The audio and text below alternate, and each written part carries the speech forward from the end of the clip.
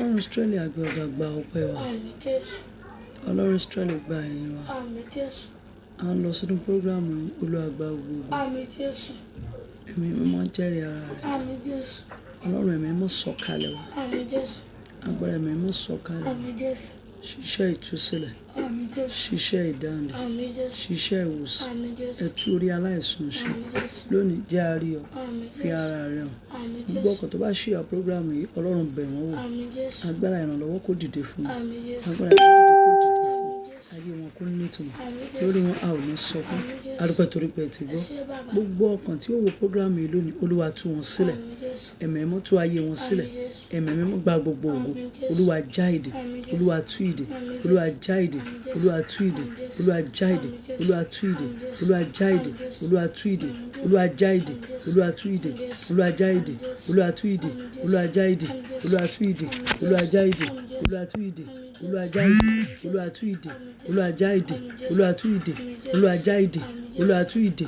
Olúwa já ìdè. Àmín Olúwa Jésù. tú ìdè. Àmín Jésù. Gbogbo ibikíbi tí ayé ti dè wá lónìí, Ọlọ́run máa tú. Àmín Jésù. Gbogbo ibi tí ọ̀tá ti dè wá lónìí, Ọlọ́run máa tú. Àmín Gbogbo Jésù. wọn tó bá wo prógráàmù yìí lónìí, gbogbo ọkàn tó bá wo prógráàmù yìí lónìí, Olúwa tú ayé wọn sílẹ̀. Àmín Jésù. Ẹ̀mí mímọ́ tú ayé wọn sílẹ̀. Àmín Jésù. Ọlọ́run tú ayé wọn sílẹ̀. Àmín Jésù. Ọlọ́run tú ayé wọn sílẹ̀. Àmín Jésù. Nínú prógráàmù òní ṣe ìyanu. Àmín Ṣe Jésù. ìyanu. Àmín Ṣe Jésù. ìyanu. Àmín Ṣe Jésù. ìyanu. Àmín Ṣe Jésù. ìyanu. Àmín Ṣe Jésù. ìyanu. Àmín Ṣe Jésù. ìyanu. Àmín Ṣe Jésù. ìyanu. Àmín Fi Jésù. ara rẹ̀ hàn. Àmín Fi Jésù. ara rẹ̀ hàn. Àmín. Fi ara rẹ̀ hàn. Àmín. Fi ara rẹ̀ hàn. Àmín. Fi ara rẹ̀ hàn. Àmín. Fi ara rẹ̀ hàn. Àmín.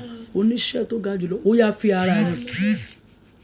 Oníṣẹ́ tó ga jùlọ, fi ara rẹ̀ hàn. Àmín Jésù. Ju ìtàtẹ̀yìnwá, fi ara rẹ̀ hàn. Àmín Jésù. Ọlọ́run gba ògo. Àmín Jésù. Olúwa gba ògo. Àmín Jésù. Gba ẹnu mi sọ̀rọ̀. Àmín Gba Jésù. ojú mi lò. Àmín Jésù. Gba ọwọ́ mi lò. Àmín Gba Jésù. ẹnu mi sọ̀rọ̀. Àmín Jésù. Gba ojú mi lò. Àmín Gba Jésù. ọwọ́ mi lò. Àmín Jésù. Ọláfínmi, agbára Ọlọ́run kó wọnú ajé rẹ̀. Àmín Jésù. Ẹ̀mí mímọ́ kó dáná agbára sínú rẹ̀. Àmín Jésù. Iná ẹ̀mí mímọ́ kó máa jò nínú rẹ̀. Àmín Jésù. Ẹ̀jẹ̀ Jésù kó máa ṣàn lórí wa. Àmín Jésù. Àtàwa àti gbogbo àwa ìdílé lórúkọ Jésù. Ẹ̀jẹ̀ Jésù kó máa ṣàn lórí wa. Àmín Jésù. Ọlọ́run iṣẹ́ tó olóṣè lónìí, Olúwa ṣe. Àmín Ohun tó Jésù. olóṣè, Olúwa ṣe. Àmín Jésù. Ilẹ̀kùn tó olóṣì, Olúwa ṣe. Àmín Jésù. Ilẹ̀kùn tó olóṣì, Olúwa Àmín ṣe. Jésù. Àwọn ilẹ̀kùn tó olóòtì, Olúwa tì. Àmín Jésù. Má jà wá lásán. Àmín Jésù. Má jà lọ lófo. Àmín Jésù. Gbogbo nǹkan tó bá ṣíà prógráàmù yìí lónìí, Ọlọ́run ràn wọ́n lọ́wọ́. Àmín Jésù. Ayérayé ràn wọ́n lọ́wọ́. Àmín Jésù. Ọ̀rọ̀ wọn má jò dojú. Àmín Jésù. Ọ̀rọ̀ wọn má jò dojú. Àmín Jésù. Ọ̀rọ̀ ayé wọn má jò dojú. Àmín Ọ̀rọ̀ ayé wọn má jò dojú. Àmín Jésù. Ọ̀rọ̀ ayé wọn má jò dojú. Àmín Jésù. Ọlọ́run nínú ayé wọn ṣe bí ọba. Àmín Jésù. Adúpẹ́ torí pé ẹ ti gbọ́. Ẹ ṣé bàbá. Jésù Olúwa wa. Àmín. Àmín. Àmín lórúkọ Jésù. Ẹ jọ̀ọ́ gbogbo ẹ̀yin mọ́mì mi tẹ́ wà lórí Please, afẹ́fẹ́. all my mommy that is on air, Mo kí yín ní orúkọ Jésù. I greet you in the name of the Lord. Gbogbo ẹ̀yin fans mi both home and All abroad. my fans home and abroad, Mo kí yín ní orúkọ I Jésù. greet you in the name Àdúrà of yín yóò Jesus. gbà. Your prayers shall be Lórúkọ answered. Jésù. Mo ládùúrà yín yóò Your gbà. prayers shall be answered. Lórúkọ Jésù. Àdúrà yín yóò Your gbà. prayers shall be answered. Ní orúkọ Jésù. Àdúrà yín yóò Your gbà. prayers shall be answered. Lórúkọ Jésù. Àdúrà yín yóò Your gbà. prayers shall be Ìwọ answered. wọn tó ń ṣí ẹ prógrámù yẹn, àdúrà rẹ máa You gbà. don't that you are sharing the Ìwọ kan program, tó your ń ṣí prayers ẹ shall be prógrámù answered. yẹn, àdúrà rẹ máa gbà. Your prayers shall be Ìwọ kan tó ń answered. ṣí ẹ prógrámù yẹn, àdúrà rẹ máa Your gbà. prayers shall be answered. Ìwọ kan tó ń ṣí ẹ prógrámù yẹn, àdúrà rẹ máa Your gbà. prayers shall be Ẹ wo answered. ìpele méjì ni Ọlọ́run ní kí n ṣe It's ní two alẹ́ yìí. stage the Lord said I should Aṣọ do. méjì dẹ̀ ni Ọlọ́run ní kí n fi And súre. it's two clothes the Lord said I Tí n bá lo should ilé use. ètò wọn, Olúwa If tó ní I kí n use fi this one, funfun the kan Lord ṣiṣẹ́ said I kan. should use one white Màá one. fi ṣiṣẹ́ láìpẹ́ I yìí. use it to work on Ṣùgbọ́n ẹ jọ̀ọ́, mo sọ ọ́ nínú mẹ́sẹ̀gì. So please accept it in the Ẹ̀yin tẹ́ ẹ message. bá lórí ọ̀fẹ́, Those that you have the tó o grace, bá ní Vaseline, if you have a mo sin, dání ti ra. hold it Tó to bá lè jẹ́ pé shea butter ló If ní, you have share mo butter, ti ra. hold it to Ohun you. Olúwa ní nǹkan sáàmù The sí. Lord said I should read it Ó to ní you. kẹ́ ẹ lọ lò ó The Lord said I fún should use it ìtura for ní really gbogbo ibi tí ẹ in wà. everywhere you are. So ìwọ tó o bá ní Vaseline, You that don't have a sin, wà á ní Shea butter. shea butter, ẹ ní òrí. you have share Ẹ jọ̀ọ́, butter. ẹ jẹ́ ká lọ prepare. Please let's go Ẹ and jẹ́ ká wá, ṣùgbọ́n ká tó tẹ̀síwájú But lónìí. before we go into it, Jẹ́ á pe Ọlọ́run sọ̀kalẹ̀. let's call God down. Ẹ jẹ́ á pe arúgbó ọjọ́ sọ̀kalẹ̀. Let's call the Lord in Ẹ jẹ́ á pe love. arúgbó ọjọ́ sọ̀kalẹ̀. Let's call the Lord in A lè love. ṣe é You cannot do nìkan. it. Agbára Ọlọ́run la lè fi ṣe é. It's the power of the Lord who can use Ẹ to do jẹ́ ká it. pe Ọlọ́run sọ̀kalẹ̀. Let's call the Lord down.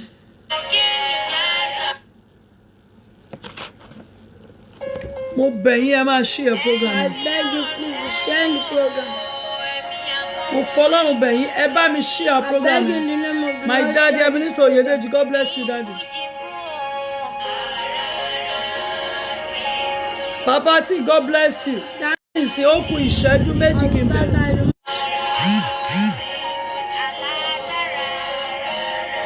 Ẹ jọ̀ọ́ máa bá mi share program yìí. Please help me to be sharing the program.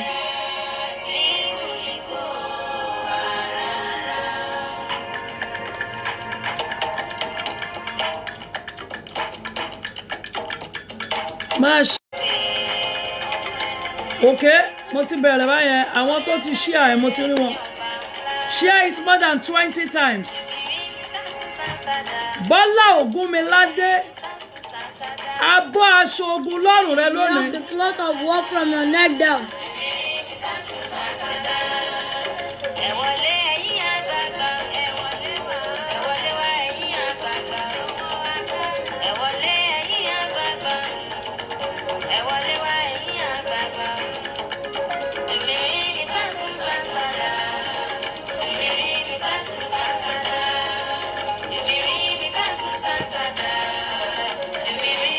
Olú ọ̀run sọ̀kalẹ̀. Lord, come down.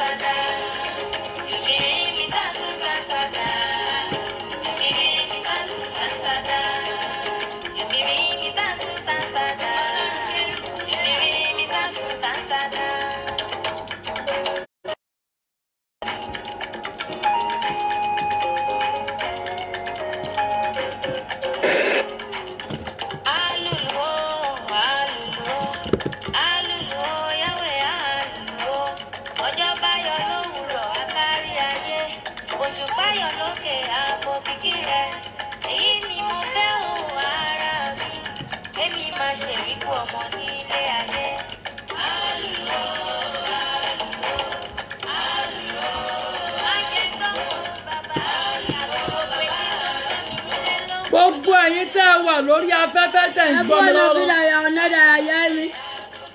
Mo pa láṣẹ lórúkọ Jésù. I command in the name of the Lord. O ò ní rí ìbànújẹ́ láyé rẹ mọ́. You will not see sorrow in your life again. Ìdíbàjẹ́ dópin láyé rẹ. The beginning of bitterness in your life is coming to an end. Ẹ jọ̀ọ́ máa bá mi send like. Help me to be sending like.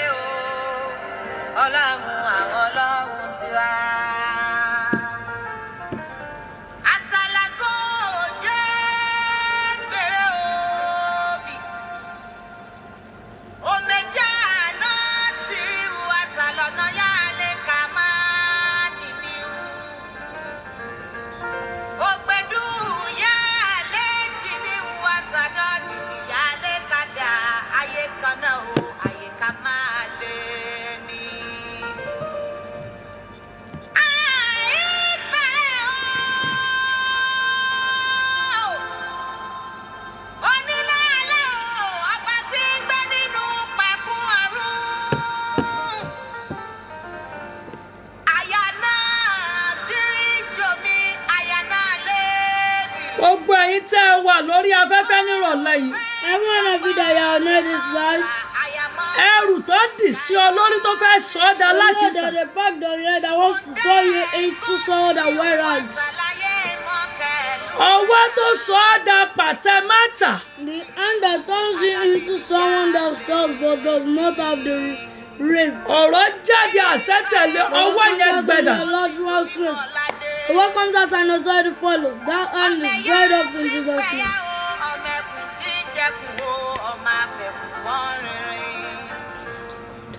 Mo ti ṣe ẹ̀kọ́. Iṣẹ́ kan ní. Ya bikin da fi aliya diyali mi daka.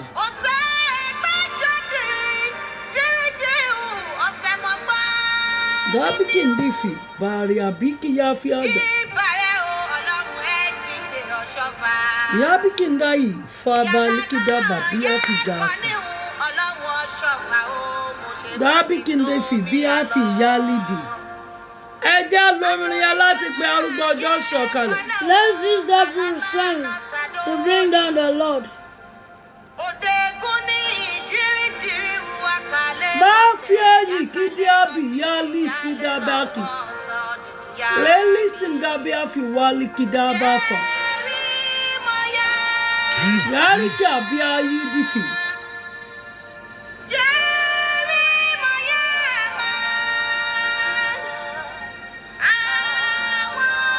Dabi alifi ya liaba. Lẹ́mì kí mi àfi rabi akíyẹ́mì lígádì bá fi hàn. Ọlọ́run má jẹ̀mú, ọlọ́run áńgẹ́lì, ọlọ́run ènìyàn, rabi akídàbì. Bí àpì yá kídà fi rabi dáyà.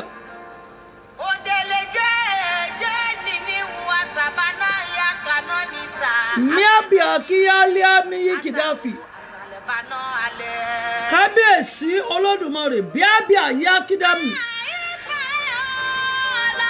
Ọlọ́run Esther Jésù Tóyìn bàrẹ̀. The Lord of Esther Jésù Tóyìn will give you greetings. A bí kìdí bí ayì yá bí àfi líkímí dáfẹ̀.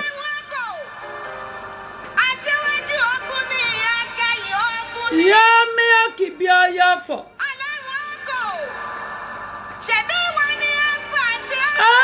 Díẹ̀ mi kí ní bìfì. Gbogbo ẹ̀yin tẹ́ ẹ wà lórí afẹ́fẹ́ tí ọwọ́ ènìyàn dè.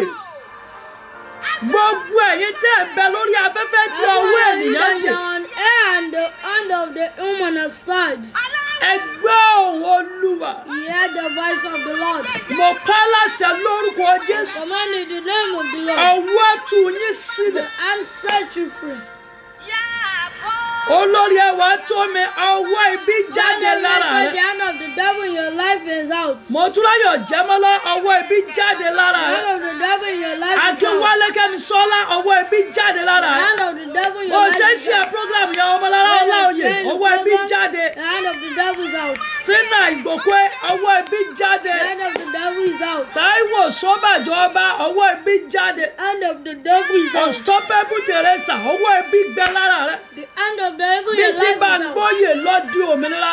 Oh, go and be praised. Sarah Olot lọ ṣe rere. Daniel mentioned go and Joy prosper. David lọ ṣe rere. Go and prosper. Lọ́rẹ́ mi dé lọ ṣe rere. Go and prosper. Adéọlá Dions lọ ṣe rere. Go and prosper. Bọ́sẹ̀dé Kútẹ̀yí lọ ṣe rere. Go and prosper. Ọmọwùmí Ṣèrífàt lọ ṣe rere. Go and prosper. Adélayọ̀ lọ ṣe Go rere. and prosper. Bọ́lá Ògúnmiládé lọ ṣe rere. Go and prosper. Màmá Bísí Báńgbóyè ẹ lọ ṣe rere Go and tọmọtọmọ. prosper with your Dámilọ́lá children. Ayédọ́gbọ́ ògo rẹ̀ búyọ Your tọmọtọmọ. glory speak out. Mariam Kòfowórọlá ògo rẹ̀ búyọ. Your glory speak Àtinúkẹ́ out. Ọláyínká ògo rẹ̀ búyọ. Your glory Yèyé speak out. Mọ́ládéyọ̀ ògo rẹ̀ búyọ. Your glory Àlàbá speaks out. Stella ògo rẹ̀ búyọ. Your glory Adéróyà speaks out. ògo rẹ̀ búyọ. Your glory speaks out. Májẹ̀mú ni ó di èdìdí lónìí. Providence. Fátímà Abíọ́lá ògo rẹ̀ búyọ. Your glory speaks out. Fọlákẹ́ Òkékúnlé ògo rẹ̀ yọ. Your glory Adékúnbí Adésànyà ògo rẹ̀ yọ. Your glory speaks. Mo pa láṣẹ lórúkọ Jésù Olúrẹ̀mígò. Holy in the name of the Lord. Ògo rẹ̀ fọhùn.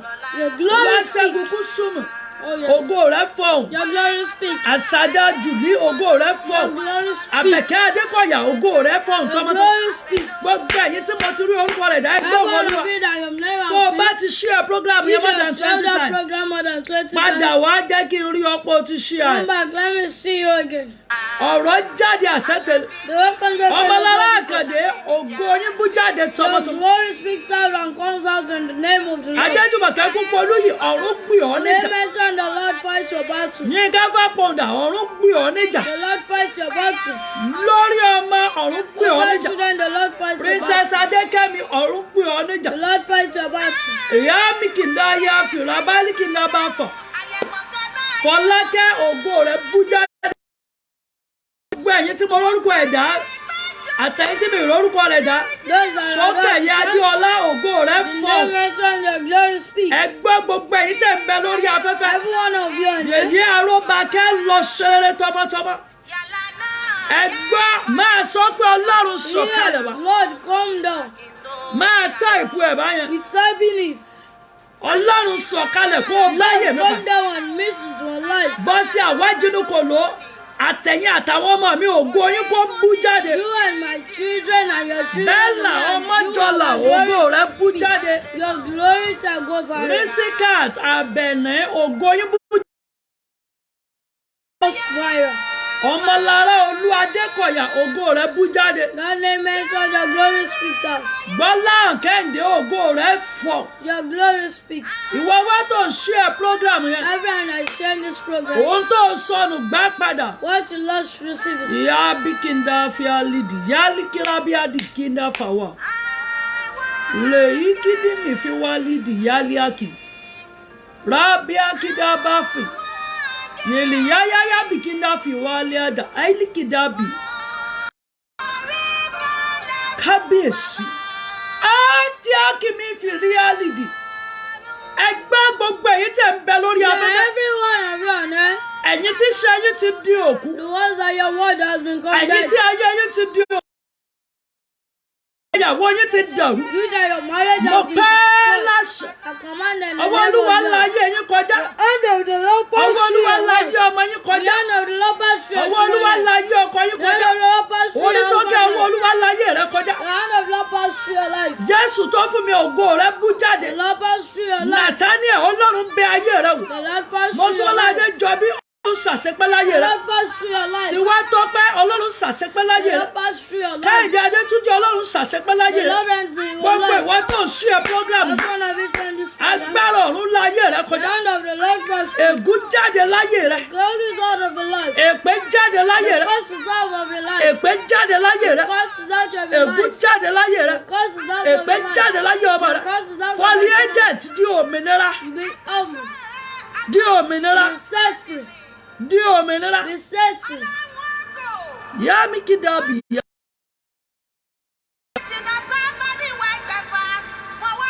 ẹjọ́ sọ mi ń bẹ lọ́wọ́ yín Is water with you? ẹ jẹ́ kí gbogbo èèyàn gbọ́ mi lọ́wọ́ yá bí kí dá Let fi everyone rálẹ́ àdá use water. bí àlíkí náà máa yá fi rábí kìdá wálé àgàgà yálíkì ní mi fi wọ́ bàlíkí dá bí àlíkì dá rí àbí yá mi àkìdá fà wálé àkìdá gbogbo ènìyàn gbé omi lé ọwọ́ rẹ Put water in your hand. ẹ jẹ́ kó mi máa wà lọ́wọ́ gbogbo Let ènìyàn water be in everyone's yá hand. mi kìdá ìfì wálé àdá Let water be in everyone's hand. omi tó o lè mu tán lẹ́ẹ̀kan The water that you can drink gbé at once. dání sí ọwọ́ rẹ. Hold it in your Ya hand. mi kinda fi rabi alikida bafi. Ya likindi mi fi wali ada. Rami akada balifi. Ye likida ba. Rami kida. Ya lifida. Rami lifida. Ya kindi fi. Rami likindi. Ya lidafa.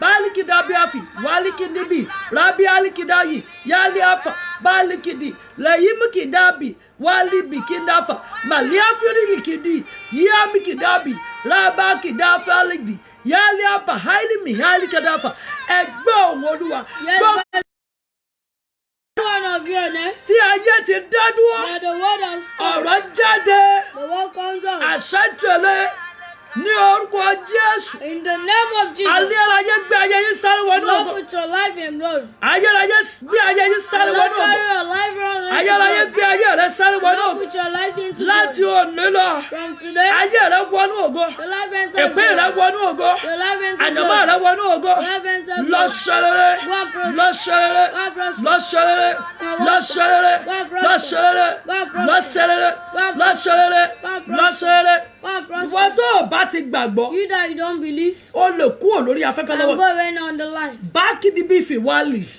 yàlẹ́ àmì kí fi wo ẹ wo ẹni ń bá mi rìn lòun máa person ṣiṣẹ́ walking with me knows he will. ó lòun máa sáré ṣiṣẹ́ kan Said he will walk. ó ní kí n tó kúrò lórí afẹ́fẹ́ lálẹ́ Before yìí I go away from ó láwọn everything, kan máa ní èrí some have testimony. ìpele tó wà yìí má ṣeré Details your yàbí album kí play. dáfì wálé àdà gbogbo ẹ̀yin tẹ́ ẹ ti wà lábroad Every one of you in abroad tipẹ́tipẹ́ since táyé yín ò nítumọ̀ that your life is tẹ́ ẹ not sapá tó dàbí pé that kò you ṣeé are ṣe looked as if it can ẹ never be gbọ́ done. ohùn olúwa You heard the voice of the mo pẹ́ Lord. láṣẹ lónìí ayé yín gba ìyípadà Your life collect change. ayé yín gba ìyípadà Your life collect change. ayé yín gba ìyípadà Your life collect ayé change. yín gba Your ìyípadà life receive change. ayé yín gba Your ìyípadà life receive ayé change. ọmọ yín gba ìyípadà Your life receive ayé ọkọ yín change. gba ìyípadà Your husband life ìpín rẹ receive gba change. ìyípadà Life receive níbi tá a change. dì ọ́ mọ́ God will tell mo you. tú ọ sílẹ̀ Set you níbi free. tá a dì ọmọ rẹ mọ́ God will tell you mo your tú ọmọ children. rẹ sílẹ̀ You set your níbi tá a children. dé iṣẹ́ rẹ mọ́ God will tell your mo work. tú iṣẹ́ rẹ You sílẹ̀ set your work. níbi tá a tú ìpín rẹ mọ́ God will tell your mo tú ìpín generation. rẹ sílẹ̀ You tell you gbọ́ that. ohùn olúwa Yeah, but ọwọ́ àbíyamọ kàlá Lord rẹ of the evil tó woman ń in your pọ̀ ẹ́ life lójú that is making you ọ̀rọ̀ cry. jáde àṣẹ́tẹ̀lé Welcome to the ọwọ́ rẹ Lord. gbẹ láyé rẹ The hand is ọwọ́ rẹ gbẹ dried up. láyé ọmọ The rẹ hand is dried ọwọ́ up. rẹ gbẹ láyé ọkọ The rẹ hand is dried up. ẹ̀wù ogun tó o wọ̀ The battle of the devil that you entered.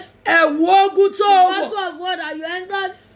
ẹ̀wù ogun tó ọmọ rẹ wọ̀ The garment of war that your children wear. ọ̀rọ̀ jáde àṣẹ́tẹ̀lé Welcome to the authority follows. iná bọ́ lára rẹ Fire of it. iná máa bọ́ Fire of it. iná máa bọ́ Fire of it. iná máa bọ́ Fire of it. iná máa bọ́ Fire of it. iná máa bọ́ iná máa bọ́ Fire of it. iná máa bọ́ Fire ìdádúró of it. iná máa bọ́ Fire of it. iná máa bọ́ Fire of it. iná máa bọ́ Fire of it. iná máa bọ́ Fire of it. iná máa bọ́ Fire of it. iná máa bọ́ Fire of it. gbogbo agijù tó wà Every bondage, John. gbogbo inú agijù tó wà Every day you are. ayérayé kó gbé ọ jáde The Lord to bring you out. ẹ̀mí mímọ́ gbé ọ jáde Holy Spirit brings you out. ayérayé gbé ọ jáde The Lord brings you out. ó yá begin to type it set me free I will be free set me free I will be free set me free I will be free ọlọ́run tú àwọn kan sílẹ̀ lọ́wọ́lọ́wọ́ Lord said, the Lord is setting yà some people free. bìkíndáyà fàrà ẹnikìdí bífì ọlọ́run tú ayé àwọn kan sílẹ̀ Lord lọ́wọ́lọ́wọ́ is setting so many people's ẹ̀yin lives. náà máa sọ Be saying it. olúwa tú mi sílẹ̀ Lord set me èmi free. yóò gba ìtúsílẹ̀ I'll collect it. olúwa máa tú mi sílẹ̀ Lord God set me free. olúwa tú mi sílẹ̀ God set me free. olúwa tú mi sílẹ̀ God set me free. máa gba ìtúsílẹ̀ I will be set free. olúwa tú mi sílẹ̀ God set me free. máa gba I'll ìtúsílẹ̀ be set free. olúwa tú mi sílẹ̀ God set me máa free. gba I'll ìtúsílẹ̀ be set free. olúwa tú ọmọ mi God sílẹ̀ set my children máa free. gba ìtúsílẹ̀ I'll be set olúwa free. tú mi sílẹ̀ God set me máa free. gba ìtúsílẹ̀ I'll be set free. olúwa tú mi God sílẹ̀ set me máa free. gba ìtúsílẹ̀ Set me free. olúwa tú mi sílẹ̀ God set me tú mi free. sílẹ̀ Set me tú free. mi sílẹ̀ Set me free. tú mi sílẹ̀ Set me free. tú mi sílẹ̀ Set me tú free. mi sílẹ̀ Set me tú mi free. sílẹ̀ Set me máa táàpù ẹ̀ báyẹn Type in ọ̀rọ̀ it. jáde àṣẹ́tẹ̀lé Welcome to the ayérayé tú ọ Lord sílẹ̀ set you ẹ wọ́n mọ orí ara méjì kan lórí I ìsọ see to made on the Lord. rẹ́ẹ́ mikida yafa báálí kìdá bíàfì ẹnìkan wà lórí afẹ́fẹ́ There's somebody on there. òun gbọ́ mi lọ́wọ́lọ́wọ́ Hearing me now.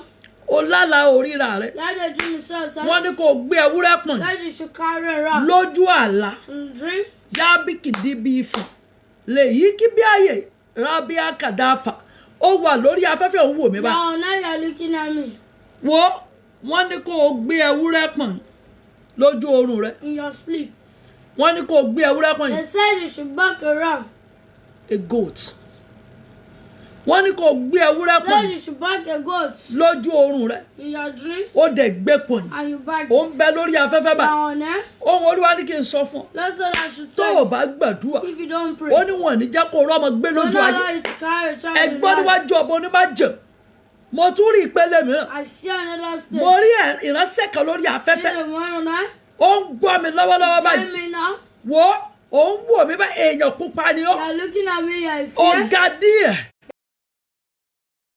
bó a sọ̀rọ̀ You're someone that talks too much. ohun olúwa ní kí n sọ fún ọ The Lord said I should ó tell ní you. ìyá rẹ sọ fún ọ Your wípé mother told you that. o ò lè lọ́kọ You cannot have an ó ní husband. ìyá rẹ sọ fún ọ wípé Your mother told you. o ò lè gbé lé You ọkọ cannot live in a ó ní gbogbo ìgbà tó bá ti ní All ìjákulẹ̀ the time you are falling. ìyá rẹ wá sọ fún ẹ pé Your ṣé òun ò mother will sọ tell you, fún ọ don't tell you. wọ́n ohun olúwa ní sọ fún ọ The Lord said I should tell ó you. ní tó o bá gbàdúrà dáadáa You lálẹ́ don't pray very well this night. ohun olúwa ló ti fi ọ́ dá májẹ̀mú Use it as a comfort. gbé ẹgbẹ́ rẹ̀ in our group. ó ní wọ́n á jẹ́ kó o máa jọ arúgbó lójú àwọn tó yẹ kó fi ọ́. Old person in front of those ìránṣẹ́ yẹn wà lórí afẹ́fẹ́ persons on tó there. o bá wà ń bẹ̀ If you are on there, gbé omi rẹ yẹn sókè. take your water. kọ orin yìí sọ wípé ọlọ́run tó tóbi ọlọ́run bá gbà o ọlọ́run tó tóbi ọlọ́run bá gbà o ayé ò gbà mọ́ ó fọ̀run ṣe bùgbé ọ̀run ò gbà mọ́ ó fàyè ṣàpótí ìtìsẹ̀ ọlọ́run tó tóbi ọlọ́run bá gbà o ẹgbẹ́ òun olúwa Hear the voice of the Lord. ẹnìkan ń bẹ lórí afẹ́fẹ́ There's somebody on there. òun olúwa ń sọ sétí mi báyìí God is telling me now. ó lóò ti gbìyànjú láti wáṣẹ́ Try to have the job. ó lóò ríṣẹ́ Did not see job. ó lóò tún ń tajà Said you're selling goods. òun olúwa wá ní sọ The fún Lord said I should tell ó you. ní wọ́n tún gbẹ́sẹ̀ lé ọjà yẹn Put the leg on the débi wípé The government put leg on leg that you wọ́n have ṣe to gọ́ọ̀mẹ̀ntì ayé gbé ẹsẹ̀ lé Don't ọjà yẹn put leg on the load on the on the shop. business débi wípé So the extent is that ó mọ bó ṣe wọ you gbèsè don't know how you enter debt. ó kọ bára rẹ nínú gbèsè Just let yourself in ó wà debt. lórí afẹ́fẹ́ You are on there. òun wò mí lọ́wọ́lọ́wọ́ You are watching me òun now. olúwa ní kí n sọ fún Lord ọ said I should tell you. ó ní nínú àwẹ̀ ọjọ́ In méje this 7 days prayer, ó ní kó o gba àwẹ̀ you should fast. ó ní èso ní kó fi bírèkì ní This ọjọ́ fruit keje you used to break. ó ní kó wá sọ fún òun Say olúwa that you should. olúwa o Lord, ta ni mo ṣẹ̀ tó lòun ò who ní is the dáríjì person that I've sinned that said I won't forgive? ẹ gbẹ̀san mi lára rẹ̀ Revenge my òun sin. olúwa ní kó gbàdúrà yẹn Lord, tell. ó ní tó o Lord bá said you gbà pray that prayer. dáadáa If you pray it very well. ó ní tó o bá gbà dáadáa He said if you pray very ó ní well. òun olúwa máa tú ọ lẹ̀ ó ní torí kòkòrò tó jẹ ẹ̀fọn rẹ̀ Because the cockroach are actual. The person you've sinned against. Fimio, stand up. You are not here. Ẹni tó ń ṣe ẹ́ wà ní àyíká rẹ̀. The person doing is around you. Òun olúwa ní kó gbàdúrà The yẹn Lord lọ. said that you should pray that prayer Ó very kù well. ìṣẹ́jú méjì ká mu omi yẹn. It remains 2 minutes for us to drink the water. Ẹnìkan ń bẹ lórí afẹ́fẹ́. There's somebody on there. Ọ̀dọ́ obìnrin ni ọ́. You are a youth lady. Ó ṣẹ̀ṣẹ̀ kúrò nílé ọkọ láìpẹ́ Just yìí. left from your husband that's not quite long. Ohun tó o mọ̀ nípa iná ló ṣe. What you don't know about is what they said. Ya you did. miki dabi ayali afidabi ki yali ada. Inda yali kimi fi wari ali kidabi yafa. Le yi makadabi fi wali ada. Ó wà lórí afẹ́fẹ́ òun wò mí You lọ́wọ́lọ́wọ́. are on there, you are watching me now. Òun olúwa sọ wípé Lord said that. ó ṣe kúrò nílé ọkọ kò tí ì Just pẹ́. left your husband that's Wọ́n not lóhun quite tó long. o mọ̀ nípa They said what you don't know ni wọ́n about. dì lé ọ lórí That they put on your head. tó mú kó o kúrò nílé ọkọ That yìí. made you to leave your Òun olúwa ní husband. ìránṣẹ́ yẹn wà ń bẹ̀. But Lord said that the person Òun olúwa ní is ìsọtẹ́lẹ̀ sí. Lord said I should prophesy into your Ọ̀rọ̀ life. jáde àṣẹtẹ̀. The word comes out and authority follows. Ìwọ tí ayé lé kúrò You nídìí that ẹrù was sent away from your food nítorí ìbínú because of anger. tí wọ́n di ẹrù tó o mọ̀ nípa Put ìlé the olórí. Lord you don't know on them. Mo on ká you. láṣẹ lórúkọ Jésù. Oh, I command name of the Lord. Agbára ọ̀run kó tú ọ The sílẹ̀. Lord of the Lord set you free. Yá bíkídá fà. Wọ́n ní irọ́ tí wọ́n pa mọ́ ẹ. What they lied against Ohun you. tí wọ́n dì lé ọ lórí. What they kept on your head. Wọ́n ní kò sí ohun tó lè fi wẹ̀. You don't know nothing. You don't have anything to wash it away. Wọ́n ní torí wípé bí wọ́n ṣe ń sọ As they were saying it, ni wọ́n fi ẹ̀rí ìtì that they were using witness pé that ìwọ ló ṣe é. you don't have did it. Ogun yẹn dẹ̀ ló lé ẹ kúrò lé The ọkọ. battle that sent you away from your husband's house. Ó gbẹ̀yìn tẹ̀ ń wò mí. Every one of you looking at Ẹ me. wọ ẹnìkan wà lórí There's afẹ́fẹ́. somebody on there Òun gbọ́ mi lọ́wọ́lọ́wọ́. that are looking at me Má now. gbàgbé share program mi. Don't forget, share the program. Òun gbọ́ mi lọ́wọ́lọ́wọ́. You are hearing me now. Dúpẹ́ lórúkọ ẹ. Your name is Dupe. Bí Olúwa ti sọ fún mi. Where the Lord has told me. Dúpẹ́ lórúkọ rẹ. Your name is Dupe. Ọlọ́run ṣẹ̀ṣẹ̀ ṣàánú The ọkọ rẹ. Lord just had mercy on your Ọlọ́run husband. ṣẹ̀ṣẹ̀ ṣàánú The ẹ. Lord just had mercy on your husband. Ìyípadà ṣẹ̀ṣẹ̀ ń dé bá yín. Changes are just coming into Ó your ṣẹ̀ life. fẹ́ máa jẹun ni. You just want to be eating. Ó ṣẹ̀ fẹ́ máa gbádùn ni. You just want to be enjoying. Àwọn Olúwa ní sọ fún ọ. Lord said I should Ó tell ní you. kó o gbàdúrà You should pray. pé on the 22 of June o gbọ́dọ̀ jáde ní You must not go out of the house. torí bó o bá jáde If you go, ọkọ rí ó dọkọ lọ. your husband will become another On the person. 22 of June ohun Olúwa ní ò gbọ́dọ̀ jáde God ní. said you must not go out. Èkejì, Secondly, ohun Olúwa ló ò gbọ́dọ̀ gba ọ̀rẹ́ lálejò ní you must àkókò not yìí. collect a friend at this moment. No matter what, ọ̀rẹ́ rẹ ò gbọ́dọ̀ Your wọ friend ilé rẹ must ní not àkókò. enter your house. Ohun Olúwa sọ pé tó o bá dánwò, If you try it, ó ní ọkọ yẹn yóò di ọkọ that lọ́kọ. one will become Dúpẹ́ another lórúkọ ẹ ó wà lórí afẹ́fẹ́. Your name is Bí Dúpẹ́. Olúwa ti fi hàn mí, ó ga God báyìí, has showed me at all. ó sanra, You are fat. You are ó not wà that lórí fat. afẹ́fẹ́ òun You wò mí are báyìí. there. You are looking at me. Ohun Olúwa ní sọ fún ọ Last time I should tell pé you, má jáde ní on the 22 of don't June. go out from your house on the 22nd of June. Má dẹ̀ gba àlejò Don't kankan. accept any friend Hmm. or visitors or relatives. Ramikindaya fi balia yilikidaba. Leyi makada ba fi ralikindi. Yale akabi fi walida. Ohun Olúwa sọ mi pé nìkan bẹ lórí Because the afẹ́fẹ́. Lord is telling me you're there. Mùsùlùmí lọkọ tó o fẹ́ o. Yeah, Yá the dígídáyà. husband married is a Muslim. Kìrìsìtẹ́nì ni ọ́. You are a Christian. Mùsùlùmí tó gbójú ní ọkọ rẹ̀. It's the Muslim that Ẹni tí mo sọ yìí ó dúdú ó ga. you are dark, you are tall.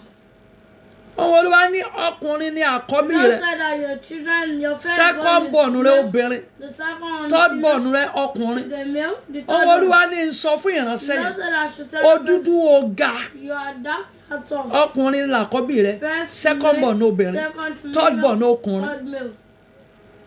Rabia ikibi fi wọlé àdá bálkìndáyàmì.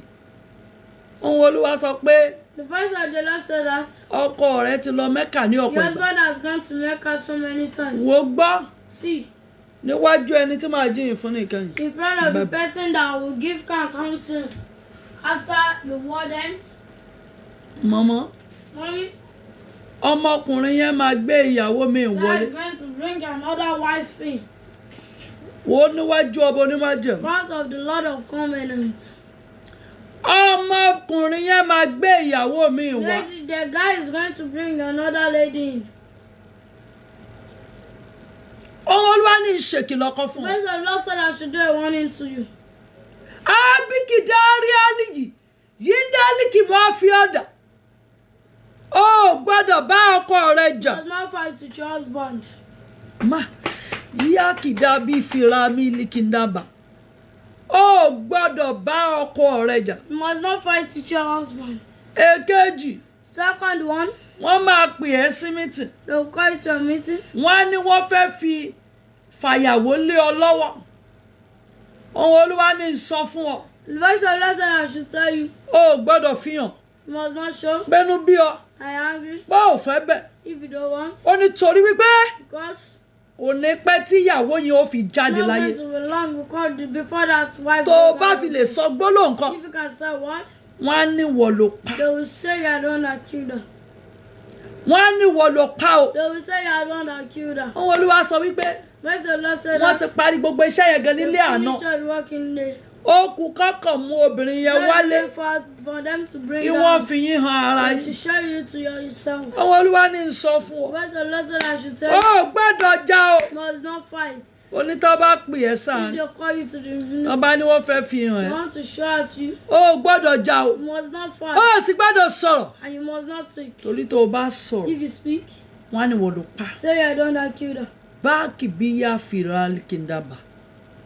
Ránṣẹ́ kan wà lórí afẹ́fẹ́. There's someone in there. Ó ń gbọ́ mi lọ́wọ́lọ́wọ́. You hear me now? Ọkọ rẹ̀ ti fẹ́ ìyàwó kan kó tó Your lọ. husband married a wife before I went. Ìwọ àtàwọn ọmọ ọkọ yẹn wà nínú ìjà báyìí. You and the children of that woman. That you are- man, ẹ ń of that jà one báyìí. you're fighting now.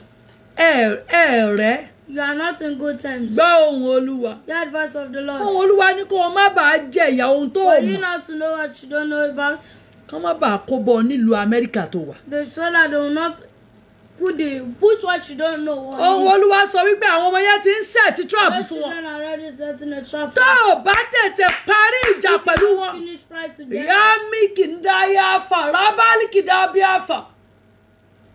Ohùn Olúwa ní tiwọn àti wọn ò bá tètè parí ìjà. And them don't end the fight. Ó ní nǹkan tó o mọ̀ wá dìlé ẹ lórí. What you don't know, they'll put on your head. Ọba onímájẹ̀mú ẹ̀ṣin. God of covenant, to thank you. Ẹ gbọ́ gbogbo èyí tẹ́ wà lábẹ́ òun yìí. Everyone of you on here, Ẹ nítorí ìtẹ́ wọnú ẹgbẹ́ àjẹ́ ìyá ní kìdábì Because of you went into an ẹnìkan bẹ lórí afẹ́fẹ́ máa gbọ́ mi Somebody on heaven listening to me. ìwọ àti ìyá ọkọ ẹ Yeah. pandemic yìí tó dé Before this pandemic, ẹjọ́ jà you both fought. kò sí ohun tí wọn fi ẹ́ wé There's nothing she did not use it to ìwọ náà dá wọn lóhùn ní kí ló dé tí wọ́n kórìíra ẹ̀ Why did she hate you? gbọ́ mi Hear me. ẹni tí ò lè fún wàrà Person that cannot give way, ó lè dá wàrà nù he can pour sórí it. ọmọ ọkùnrin ẹ tó bẹ̀rẹ̀ sí ní Anyone that misbehave started misbehaving, ọmọ tó ṣe dáadáa nílé ìwé man has been doing good in work, tó bẹ̀rẹ̀ sí ní misbehave that báyìí started misbehaving now. ohun olúwa ní sọ fún ọ wípé ìyá yẹn ló sọ wípé That woman that said that, ara ó ní ọ tó fi jáde nínú ilé òun you will be stressed. ṣé o wá rí tó o bá lọ bẹ̀ ìyá yẹn If you don't kíákíá go and beg that lady, tó o bá lọ bẹ̀ if you don't go and beg her, tó o bá lọ bẹ̀ if you don't go and beg her, á fi iṣẹ́ tó o ṣe ṣòfò we use the work you've done to be torí done. ògbólógbò àjẹ́ ni Because it's the head of which o ò gbọ́dọ̀ bàjà must not fight with o her, ò gbọ́dọ̀ bínú sí i must not be angry with her. ohun tó bá lòun fẹ́ ló gbọ́dọ̀ Whenever fẹ́ I said that, you tó o must bá know fẹ́ that kó she jẹ́ wants kí that. àwọn ọmọ rẹ kán wúlò If láyé you want her to allow your children to be yá useful mi kí for dá you, fìrà bíálà tó bá jẹ́wọ́ ni ìwọ tó if ti you ní àwọn see that mẹ́sẹ̀gì you have that message, pè mí yìí kì bí fi abìyáríàkì call me. àdàdà fáríkì bí fi wọlé akadàyà máa fọ ọlọ́run ẹ̀rí ọlọ́run má jẹ̀mú yá mi kì í dá ẹ̀rí ẹnìkan tó bẹ ní gbogbo ayé tí gbogbo ayé wárí fún testimony that ones have that everyone are looking wọ́n àwọn olúwa ń sọ fún mi pé ẹnìkan bẹ lórí afẹ́fẹ́ God is telling me that somebody is on it. wọ́n lò ó lóyún Say that pregnancy. ṣùgbọ́n torí pé ẹni tó fún ọ lóyún ò Because of gbà the person that gave you pregnancy not correct. ó ń pinnu pé ó máa lọ ṣẹ́yún You yẹn are saying you want to abort it. ohun olúwa ló ṣe ń wò mí fún ìgbà God said àkọ́kọ́ you're ni just watching me for the first time. wọ́n ní kò tí ì pẹ́ tó join It's program not much before you join my program. wọ́n ní kí n sọ fún ọ Sir, I should tell you, tó bá ṣẹ́ oyún yẹn if you abort the pregnancy, ọ̀run làlà to heaven you go. gbogbo èyí tẹ́ ẹ wà lórí afẹ́fẹ́ Every one of you on mo earth, fẹ́ kẹ́ ẹ ṣàmì I want you to say amen. ogun àfọwọ́fà láyé The rẹ battle that you drug the Ó children yá kó máa into, dópin. get out. ó yá kó máa dópin Come to an end. ogun àfọwọ́fà Battle I drug nínú into ayé my rẹ life with my wife, nínú ayé ọmọ rẹ with your children, nínú ayé ọkọ rẹ with your husband, kó máa dópin to get kó out. máa dópin Come to an kó end. máa dópin To come to kó an máa end. dópin Come kó to máa an end. dópin Come kó to máa an end. dópin Come kó to máa an end. dópin Come to an ogun end. àfọwọ́fà Battle that you brought yámi into àkìbí your life yálìdì to fi álìkì dábàfà ogun yẹn kó dópin the battle comes to an end. ọlọ́run tí a kò lè dá The dúró Lord that cannot be stopped. mo gbé ọ̀gá o Thank you. ọlọ́run tí a kò lè The dá God that dúró cannot be stopped. mo gbé ọ̀gá o I thank you. tó bá ti jẹ́ pé wọ́n kọ́ ló ní If mẹ́sẹ̀gì it's má you pè that mí wants the message, if it's not you that wants the message, tó bá ti mọ̀ don't pé come. mẹ́sẹ̀gì tí mo sọ yẹn kò kàn ẹ́ má If pè you know that mí the message I said does not concern gbogbo you. ẹ̀yin tẹ́ ẹ dúró fún ọmọ Every yín one of you that stand as a children, gbogbo ẹ̀yin tí gbéyàwó yín dàrú every one of lọ́wọ́lọ́wọ́ you that your marriage is destroyed, mo rán ọ̀rọ̀ jáde send the word out. àṣẹ ìtúsílẹ̀ àti ìgbà ìdáǹdè ó yá kó wọnú ìgbéyàwó The yín command of deliverance and settlement Ó yá kó wọnú come into ìgbéyàwó your yín. marriage. ó yá kó wọnú ìgbéyàwó Come into your marriage. ọlọ́run la ìgbéyàwó yín God kọjá pass through your marriage. ọlọ́run la ìgbéyàwó yín God kọjá pass through your marriage. ọlọ́run la ìgbéyàwó rẹ God kọjá pass through your marriage. yes ọlọ́run la ìgbéyàwó rẹ God kọjá pass through your marriage. ọlọ́run ṣiṣẹ́ nù ìgbéyàwó ẹnìkan God lọ́wọ́ work in someone's life rábí now. kídá yá fi rábá kadà.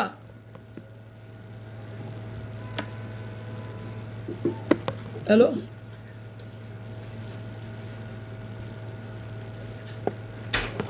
ẹ yí kíní yẹn sísàlẹ̀ ẹ kúrò níbi tí Facebook wà ẹ jọ̀ọ́ ta ni mo ń bá sọ̀rọ̀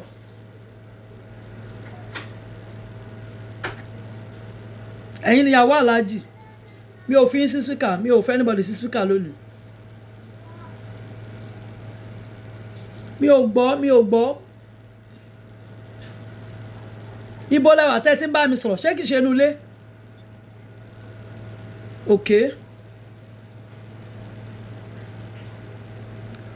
wọ́n ti sọ fún yín pé ọ̀rọ̀ wà lálẹ́ mi ò gbọ́ yín dáadáa mà ta ló sọ fún yín pé ó dà ìwọ tó bá rí àmì ṣe If you guys can say amen, ibi tó fẹ́ gbàyọ láti pa ọ́ what they lẹ́kọ̀ọ́ want to use to make you cry ọ̀rọ̀ jáde àṣẹ tẹ̀lé comes out and authority follows. mo pa á lẹ́sẹ̀ command. Ayérayé kó tú àṣírí wọn. God should open the secret. Mo ń gbọ́ mà.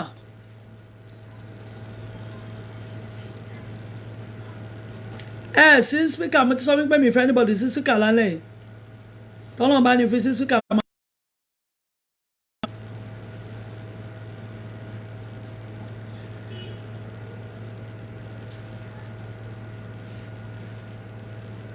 Wọ́n ti sọ fún yín wípé meeting wà lálẹ́ yìí. Told you that there's meeting this night.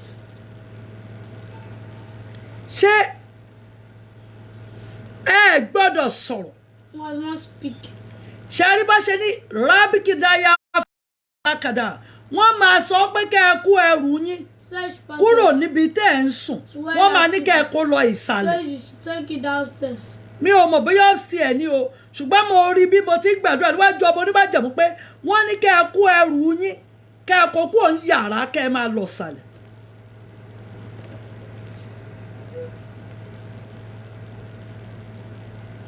Mo ń gbọ́. Tí ẹ bá fi lè sọ̀rọ̀. If you can speak, looking for someone who will hand it on. Àlóbìnrin yẹn ti ń polówó okú. Advertising death. Ó kàn ń wẹ́ni tó máa fi kọ́ lọ́rùn. Looking for someone who puts it on the head.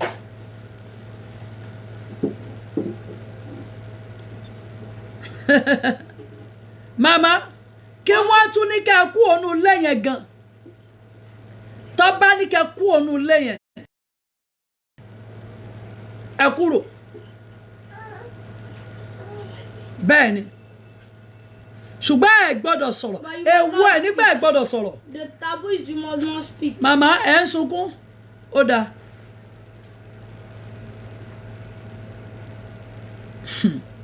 Nǹkan tó bá wo olówó ló lè fowó ẹ̀ ṣe. Olówó láti fẹ́ yàwó méjì ló ṣe fẹ́. Ṣùgbọ́n tẹ́ ẹ bá sọ̀rọ̀. Ẹ kó bára yín nìyẹn, àlàáfíà fún yín. Hello? Hello? Orí Facebook ni mo wà. Ẹ kúrò lẹ́mu. Èwo ni mẹ́sẹ̀jì ti yín níbẹ̀?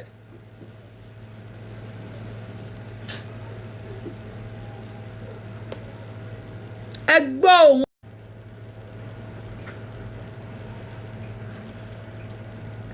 Mọ́mì, gbogbo gbèsè tẹ́ ẹ jẹ mọ́ bẹ́ẹ̀ ṣe bára yín bẹ̀.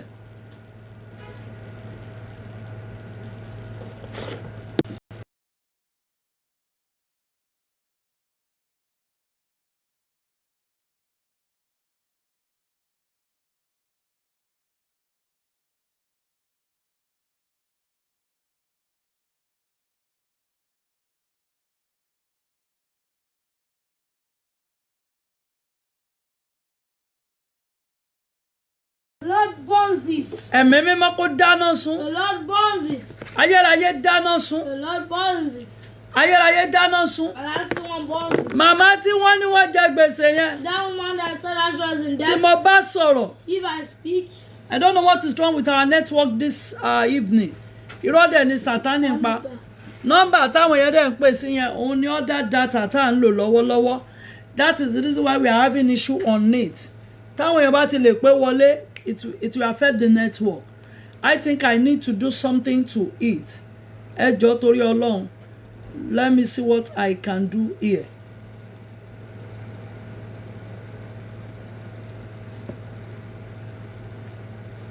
Ẹ jẹ́ kí n ṣiṣẹ́ lé lórí. Tí anybody bá pè sórí line, ó máa affect network yẹn. Let me quickly read Jesus' name. Ẹ jọ̀ọ́ omi tó wà lọ́wọ́ wa yẹn gbóhùn Olúwa. Ọwọ́ ìnira láyé ẹ tó o bá ti mu omi yẹn ọwọ́ yẹn kó jáde. Tó o bá ti mu omi yẹn ọwọ́ ìnira láyé rẹ gbẹ̀dà. Tó o bá ti mu omi yẹn ọwọ́ ìnira láyé rẹ gbẹ̀dà. Ọwọ́ ẹkún gbẹ láyé rẹ. Ọwọ́ òṣè gbẹ láyé rẹ. Ọwọ́ àṣẹ ti gbẹ láyé rẹ. Ọwọ́ orí burúkú gbẹ láyé rẹ. Ọwọ́ àìrínà gbẹ láyé rẹ. Ọwọ́ àìrínà gbẹ láyé rẹ.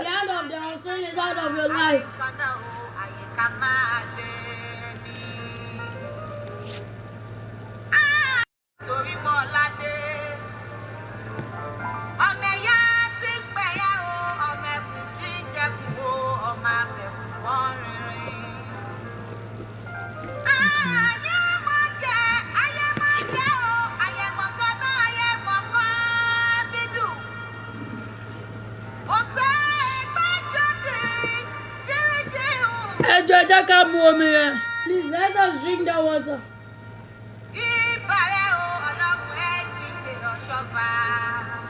Dákìdí ayé bìfí. Ẹ jẹ́ á mu omi yẹn. Let's drink the water. We off it and restart it. Hold it for them.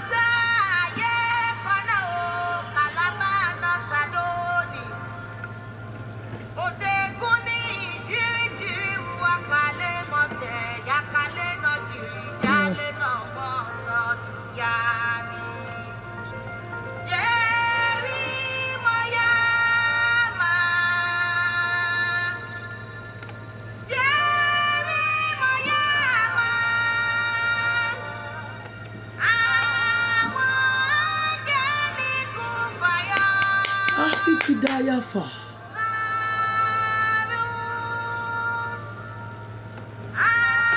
Ọ̀rọ̀ jáde àṣẹ́tẹ̀lé. What comes out and authority follows.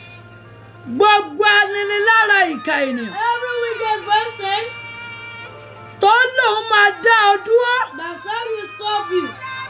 Gbogbo aninilára ìka ènìyàn. Every powerful wicked person Tó lòun máa dáyé rẹ dúró. that said he will stop your life. Ikú kó gbẹ̀mí. That should take you or she away. Ayé kìdá bí a fìrà lìkíndá máa yá fàdà. Ẹ̀yin tẹ́ ẹ bá fẹ́ pè mí. You that you want to call me, Ẹ pè sórí nọ́mbà 090 call on 600 this number. 76823. Ìyẹn fún ẹni tó bá ní mẹ́sẹ̀gì. Ìwọ tó bá ní mẹ́sẹ̀gì ni o. Tó o bá ní mẹ́sẹ̀gì tó bá pè mí, ó máa dùn mí.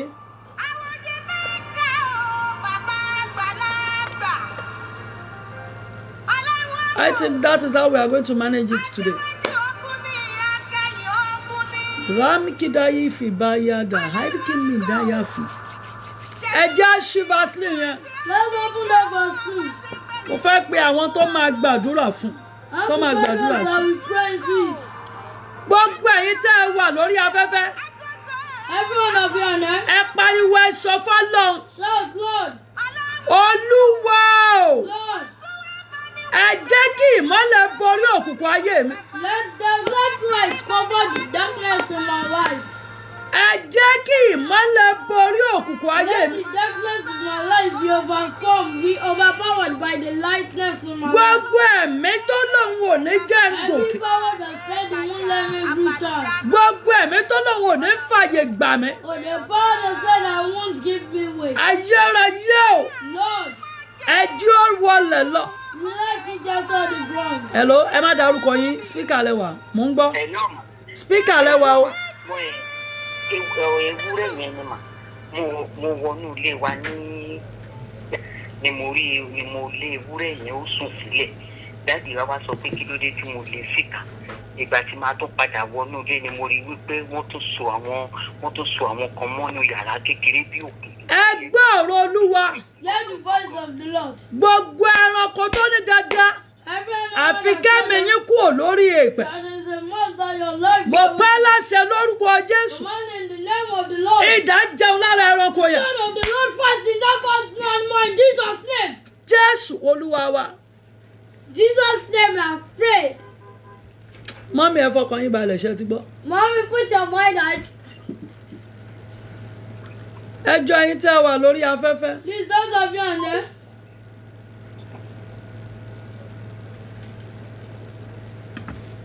Ìwọ tó bá fẹ́ bá mi sọ̀rọ̀. You that want to speak with me.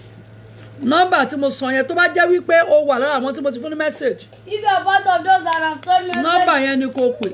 you should call the number 090 600 76823. 090 76823. Òun ní ká pé o 090 76823. I think tẹ́ bá pè yẹn network yẹn ò ní wà affected. Ìwọ tó bá yẹ pé o ní message lára àwọn tí mo ti sọ fún. Wákàtí náà tó gbé omi yẹn. Time is